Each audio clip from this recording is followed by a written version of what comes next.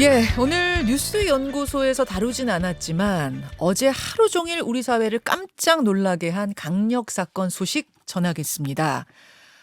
과연 이 사건이 연쇄살인 사건으로 더 이어질지 지금 관심이 모아지고 있는데 일단 크리스마스로 거슬러 올라갑니다. 12월 25일 오전 한 여성이 경찰에 신고를 합니다. 자신의 남자친구 집 옷장을 열었는데 시신이 있다. 알고 보니까 남자친구 A씨가 닷새 전에 음주운전을 하고 가다가 택시하고 접촉사고가 났는데 그 택시기사한테 합의금을 주겠다면서 집으로 유인해 살해한 거였습니다. 근데 경찰이 이 남성을 잡아서 조사하다 보니까 이상한 점이 발견됐어요. 이 남성이 사는 집 명의가 50대 여성 B씨로 돼 있었는데 누구냐고 물으니까 전 여자친구래요. 그 여자친구 어디 갔냐고 물으니까 여름에 집을 나갔대요. 근데 아무리 수소문을 해도 그 전 여자친구 B씨한테 연락이 닿지 않는 겁니다. 그래서 추궁을 해보니까 그 여성도 살해했다는 겁니다. 지금 아직 시신 못 찾았어요. 자, 여기까지만 해도 살인 2명입니다. 그런데 이 남성에게는 또 다른 여성 C씨 명의의 핸드폰이 있었습니다. C씨 역시 지금 연락이 닿지 않습니다. 자, 여기까지가 사건의 진행 과정입니다. 미스터리한 부분이 참 많아요. 경기대 범죄심리학과 이수종 교수와 함께 더 짚어보죠.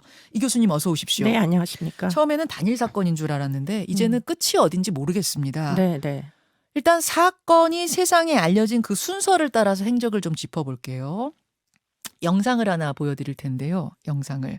12월 20일 그 남성 피의자 A씨가 교통사고를 내는 장면 그 CCTV입니다. 네. 자, 보세요. A씨의 차가 골목에서 나오다가 택시하고 꽝 부딪힙니다. 사실 요것만 보면은 뭐 쌍방과실 같아요. 쌍방과실 같은데 문제는 A씨가 음주운전이었다는 거예요. 교수님, 이렇게 되면은 뭐 음주운전한 A씨 책임 100%죠. 뭐 그럴 수밖에 없고 지금 일단은 근데 이제 택시 기사도 네. 약간 이 우회전을 하다가 좀 이렇게 전방 주시의 책무가 좀 태만하지 않았나. 왜냐하면 이게 지금 로터리이기 때문에 네. 예, 직진 신호를 받고 아마 다 운행을 하던 그런 상황이었는지 싶어요. 자, 쌍방이 거의 분명해 보이지만 네, A씨가 네. 음주 상태였기 때문에 아마 내 음주 신고하지 말아달라 이러면서 합의를 종용한 것 같아요. 그렇습니다. 그러면서 같이 보세요. 지금 네, 이제 차를 네. 타고 음. 두 차가 같이 이동해요. 네. 이게 뭐냐면 우리 집에 가서 내가 합의금 줄 테니 같이 가자 이랬다는 거죠. 그렇습니다. 근데 일반적으로 그렇게 제한하는 경우는 거의 없죠. 현장에서 현금으로 어떻게든 합의를 시도를 해보다가 아니면 뭐 112에 신고를 하든지 아니면 그렇죠. 보험회사를 부르는 게 일반적이고 대부분 보험회사부터 많이 부르죠. 근데 우리가 여기서 이제 주목해야 될 것은 예. 그러면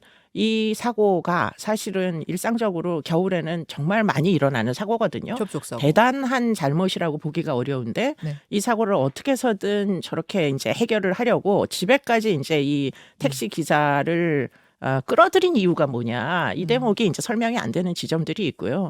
또 한 가지 이제 이 사건에서 주의를 기울여 봐야 되는 건 음주운전이 과연 최초였겠느냐.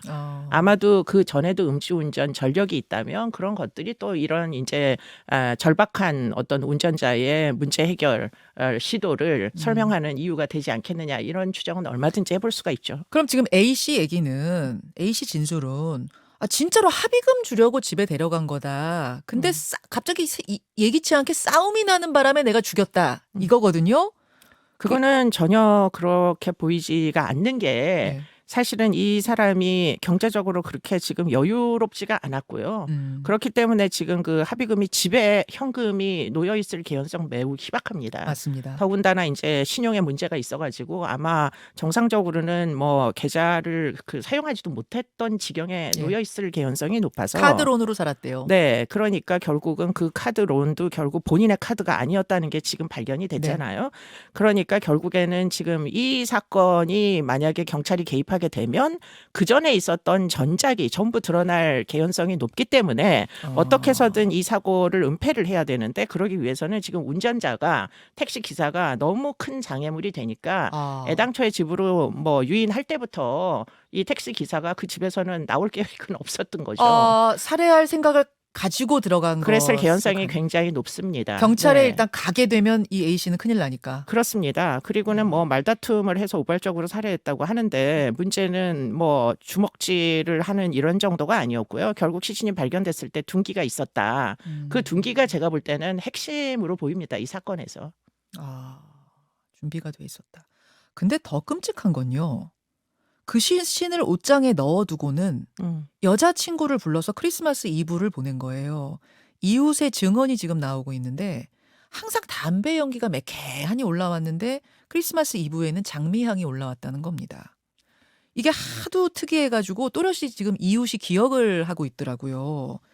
뭐 이 장미향의 의미는 그럼 뭐 이게 냄새 은폐였을까요? 뭐라고 뭐 추정이 됩니까? 그러니까 20일 날 사망을 하고 뭐 일부 뭐 둔기에 의한 뭐 추력이 있었을 개연성도 없지 않고요. 그러면은 결국에는 이제 부패하기 시작할 텐데 예. 집안이었기 때문에 실내니까 그런 이제 어떤 뭐 특이한 냄새가 나기 시작하는 지점을 은폐하기 위해서 지금 이 뭐 장미향이라는 건 굉장히 많은 데에 사용합니다. 그렇기 때문에 뭐 샴푸나 또는 뭐 여러 가지 이제 물건들 섬유 탈취제일 수도 있고. 그렇죠. 그렇기 예. 때문에 이제 그런 것들을 부어가지고 예. 냄새를 은폐하기 제거하려고 위해서. 한 게 아닌가. 근데 이제 이 대목에서 또 뭐 굉장히 흥미로운 건 지금 이 택시 기사의 카드로 네. 명품백을 샀다는 거잖아요. 택시기사 이제 살해한 후에. 그렇습니다. 예. 그렇기 때문에 그 명품백을 가지고 지금 이 신고하신 경찰에 신고하신 아직은 생존하신 예.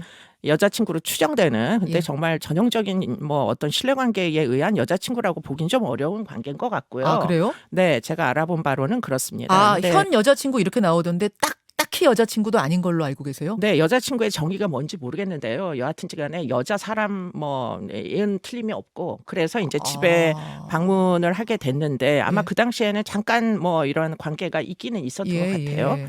그런데 이제 그렇게 하다 보니까 아마도 이 대담성 시신이 옷장에 있는데 여자친구를 불러들이는 이런 것을 도대체 어떻게 해석을 해야 되는지 제가 바로 그게 궁금했어요. 네. 아니 시신을 옷장에 넣어도 그러니까 제대로 유기하지도 않은 상황에서 어떻게 여자친구를 집으로 초대할 수 있느냐 아니 혹은 여자친구가 찾아오게끔 할 수 있느냐 이 허술함을 어떻게 봐야 하는가 혹은 대담함을 어떻게 봐야 하는가. 제가 볼 때는 허술함보다는 대담함에 가까울 개연성이 굉장히 높고요.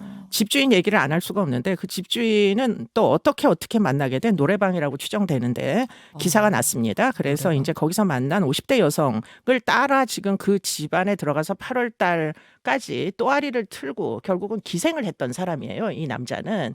그 여성은 50대였고 이 남자는 30대입니다. 예. 그런데 지금 이제 8월 말까지는 그 여성의 카드를 사용한 내역이 있어요. 예. 그런데 카드를 제대로 갚지 않으니까 결국은 집이 그 여성 소유니까 가압류가 1억 정도 들어가 있고 예. 그러면 8월 말부터 도대체 어떻게 살았느냐가 이제 문제잖아요.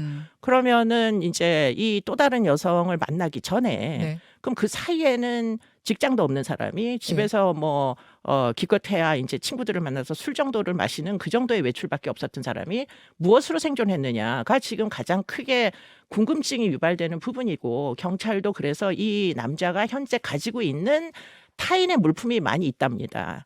그래서 그 타인의 물품들의 주인을 찾아가지고 네. 계속 연락을 해보는 와중에 있는 것 같아요. 생존 여부를. 자, 좀 듣고 나니까 또 굉장히 소름 끼치는 상황인데, 그러니까 다시 조금 이야기를 돌려서요. 그러니까 시신이 발견돼서 그 현 여자친구라고 알려진 그 여성, 지금 이제 이 교수님은 여자친구, 우리가 아는 그 흔한 여자친구의 정의가 아닌 관계일 수 있다라고 하셨는데, 아무튼 그분이 신고를 해서 경찰이 잡았어요, 이 사람을.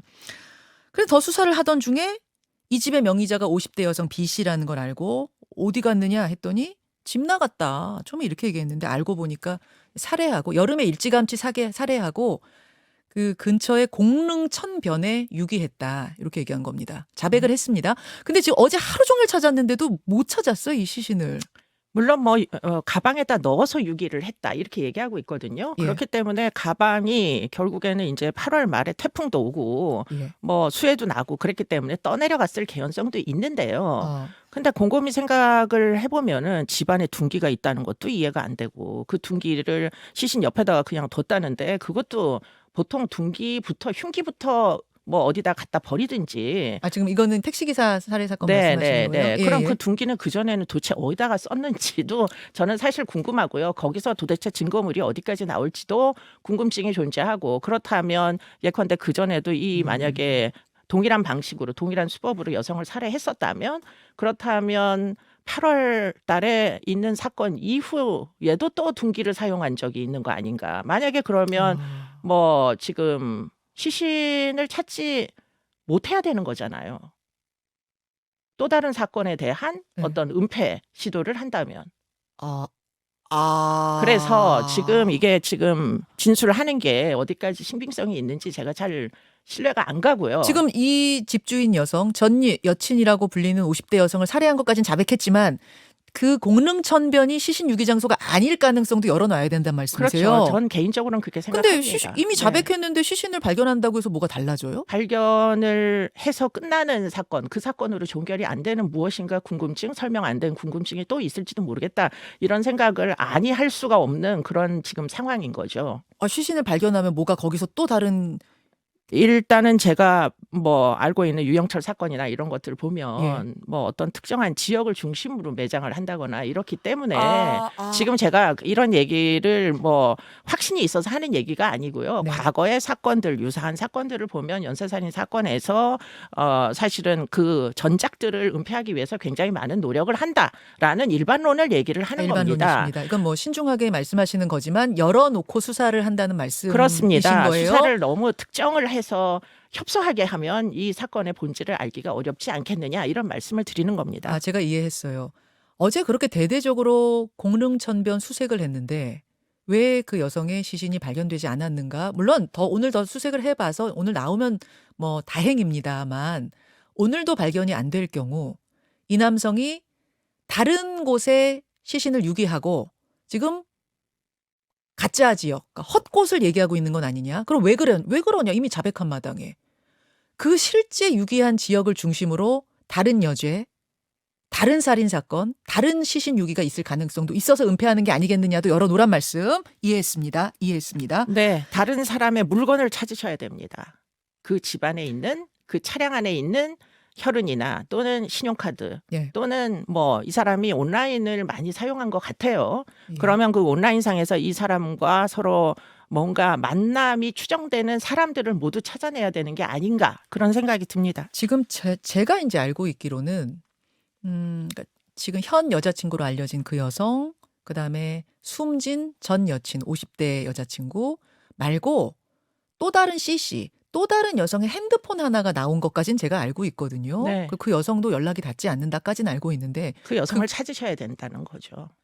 이 여성도 물론 그렇게 되지 않길 바랍니다만 위험한 상황에 처했었을 가능성. 뭐 꼭 그렇게 얘기할 수는 없겠지만 어쨌든 이 사람의 삶의 방식이 예. 남의 신분을 도용하여 남의 재산으로 삶을 영위하는, 남을 약탈하는 삶의 예. 방식을 갖고 있잖아요. 예. 그렇기 때문에 남의 물건들이 이 사람의 주변에서 나온다면 예. 그 주인의 안전을 한번 확인을 해보시는 당연히 게 해야죠. 필요하다. 네.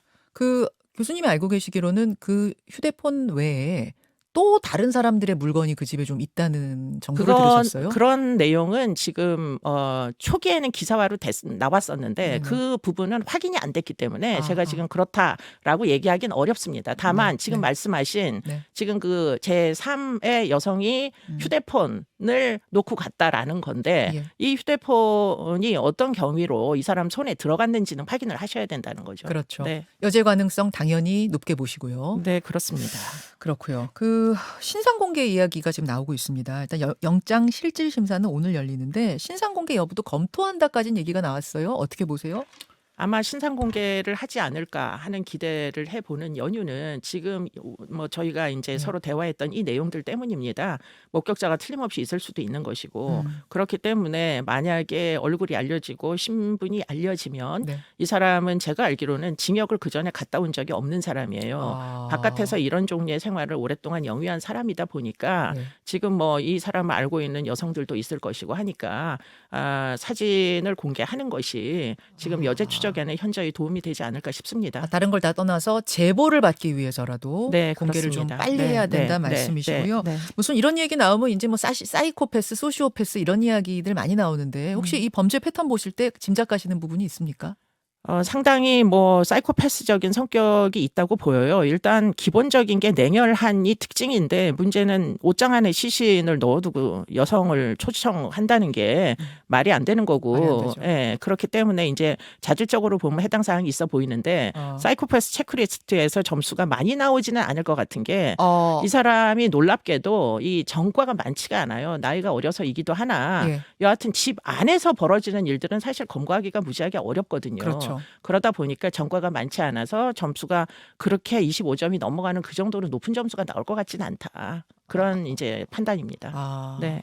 알겠습니다. 그 50대 여성 여름에 실종됐는데 여름에 살해됐는데 네. 어떻게 여태까지 아무 실종 신고 한 번이 안 들어왔을까? 네, 지금 이 사건에서 주목해야 되는 부분은 바로 그 대목이라고 저는 생각을 하고 왔고요. 혼자 사시는 분들, 특히 이제 여성의 경우에는 지금 이런 어떤 범죄 피해 가능성 이런 것들을 이제 그 고민을 해야 되고 네. 안전이 꼭 확보가 돼야 되는데 아마 50대 여성도 아마 가족이 있었겠죠. 그런데 그렇죠. 원래부터 오래 혼자 생활하던 예. 이제 독립가구이기 때문에 이런 경우에는 사실 금방금방 이렇게 연락이 안 돼도 또 실종 신고를 쉽게 내지 않기 때문에 그렇죠. 그런 문제가 있을 것으로 보입니다. 알겠습니다. 그 크리스마스 날 이브에 여자친구와 같이 보낸 것인지 아니면 그 아침에 여자친구가 찾아간 것인지는 아직 정확하지 않다. 어쨌든 여자친구가 발견한 건 맞다까지만 다시 한번 정확히 좀 알려드리고요.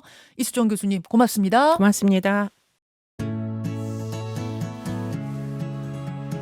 김현정의 뉴스쇼는 시청자 여러분의 참여를 기다립니다. 구독과 좋아요, 댓글 잊지 않으셨죠? 알림 설정을 해두시면 평일 아침 7시 20분 실시간 라이브도 참여하실 수 있습니다.